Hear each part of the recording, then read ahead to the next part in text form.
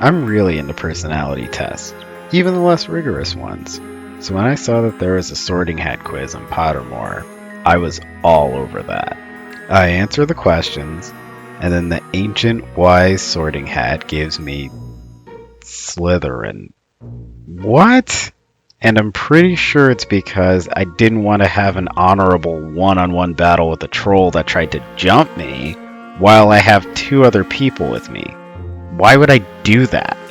I chose the most sensible response to getting ambushed, and my reward is getting tossed into Dark Wizard U. But this experience made me wonder, do the members of Gang Green do bad things because they're in Slytherin? Or are they in Slytherin because they do bad things? The field of psychology is very interested in the question of what makes people do bad things and has several answers. Today, I'm going to look at two of them. My previous video covered the Big Five personality dimensions, which measure inborn traits that broadly outline human personality. And while these are the most widely used dimensions of personality, there are other ones. In 2002, Dr. Delroy L. Paulus and other researchers published an article on 3 personality dimensions frequently seen in maladaptive and criminal behavior. Eventually, these 3 traits became known as the dark triad of personality. These, like the Big Five, are normally distributed. However, high levels of these measures often generate disruptive behavior in interpersonal relationships and in working environments. The dark triad of personality are Machiavellianism, psychopathy, and narcissism. Machiavellianism is a personality style characterized by a cynical indifference to morality and the use of deception and manipulation for personal gain. It's named after Italian writer Niccolò Machiavelli, whose literary works were associated with a philosophy that prized realism over idealism. Individuals who are highly Machiavellian will demonstrate a cold and calculating interpersonal style. They will frequently lie in order to consolidate power and influence. They're social chameleons who may appear to others to be virtuous or principled, but only wear this facade in the interest of appeasing society in pursuit of their own personal gain. Now, there are a good many Slytherin wizards who show this personality trait, but one who especially typifies it is Lucius Malfoy. Despite being a known Death Eater, Malfoy maintains his position in the wizarding world after Voldemort's defeat by falsely claiming that he was under the Imperius Curse. Like real-life high-level Machiavellians, Malfoy doesn't allow silly things like loyalty to get in the way of the good life, opting instead to disown the Dark Lord rather than go to Azkaban with the more idealistic Death Eaters. A wizard after Machiavelli's own heart, Lucius Malfoy uses money to buy favors and favors to buy influence. In the Dark Triad, psychopathy is the dangerous combination of high self-confidence, low empathy, and low impulse control. People who have high levels of psychopathy are the most likely of the 3 Dark Triad traits to have legal problems. This personality style combines the callousness of Machiavellianism with interpersonal aggression and diminished ability to resist impulses. Few Slytherin house members demonstrate more psychopathy than Bellatrix Lestrange. Bellatrix shows the callousness of psychopathy throughout her story arc in the Harry Potter series. From her loveless marriage to Rudolphus Lestrange for the sake of the status it secures her, to mocking Harry about Sirius Black's death mere moments after she murders him. She also displays psychopathy in her impulsive appetite for aggression. Bellatrix is usually among the first Death Eaters to suggest torturing and killing someone, her most infamous crime being the sadistic torture of the Longbottoms. Finally, there's narcissism. The word narcissism comes from the Greek myth of Narcissus, a man who was so into himself he stared at his own reflection at a lake until he died. In psychology, this trait refers to the maladaptive level of self-concern and self-focus.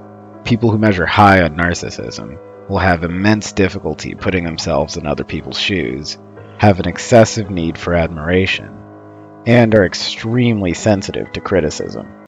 Now, in truth, he who must not be named is a pretty good illustration of all three aspects of the Dark Triad.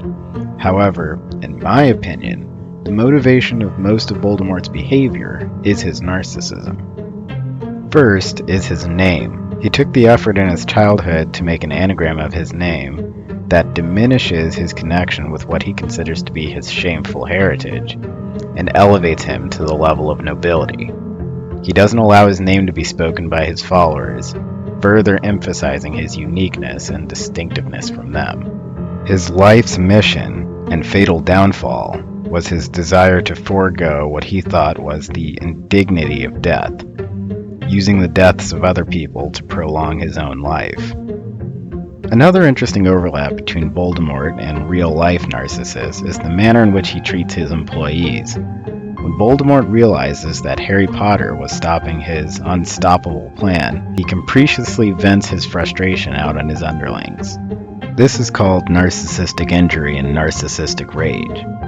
The injury is when something is made known that makes the narcissist look like a flawed, everyday person, which can then trigger rage in the narcissist, who cannot deal with the fact that people know about their mistakes. So, is that it? Are the wizards who get sorted into Slytherin condemned to a career of dark magic and failed attempts to apprehend children? Well, according to Contagion Theory, it may not be that simple.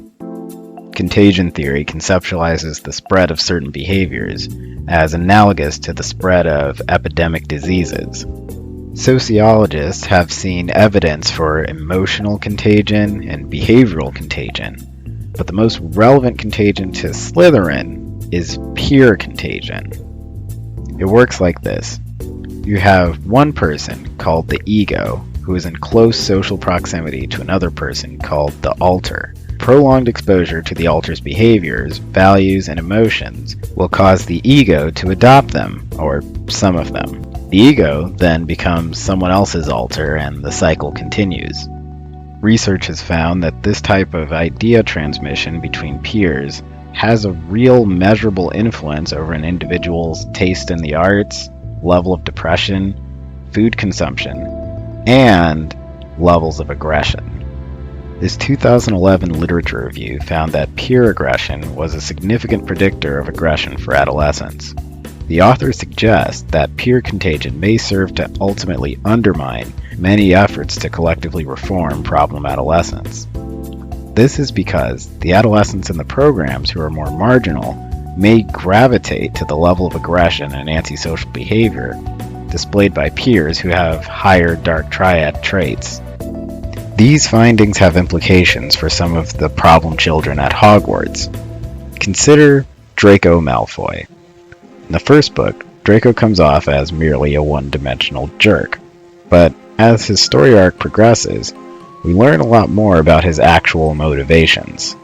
Draco is a competitive person who wants to be seen as an adequate wizard by his peers and by his father. Due to his relationships both at home and at school, the way he does this is by bullying other wizards, the official pastime of Slytherin House, and by embracing the racist ideologies of its founder.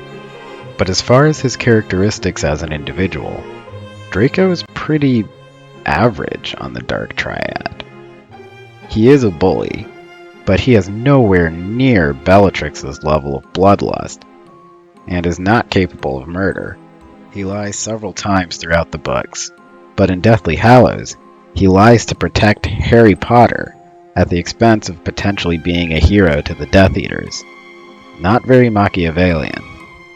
And unlike self-concerned narcissists, Draco's fear of Voldemort hurting his family is enough to almost psychologically break him in Half-Blood Prince. This makes one wonder how much of Draco's problem behavior is a product of peer reinforcement from being in Slytherin. Now what if he were in Ravenclaw instead? Perhaps he would have been a competitive and ambitious nerd instead of the school's biggest bully. And what about the rest of them? Is Hogwarts at least partially responsible for their perennial problems with Slytherin House, By sorting all the narcissistic psychopaths into one house with normal kids who are vulnerable to peer contagion? Or would these kids' heritable traits make them the same regardless of what house they were in? Leave a comment saying what you think. Or you can discuss where you think Gellert Grindelwald ranks on the dark triad spectra. Or, if you dare, you can furiously debate whether or not the cursed child is canon. You do you, YouTube. Thanks for watching.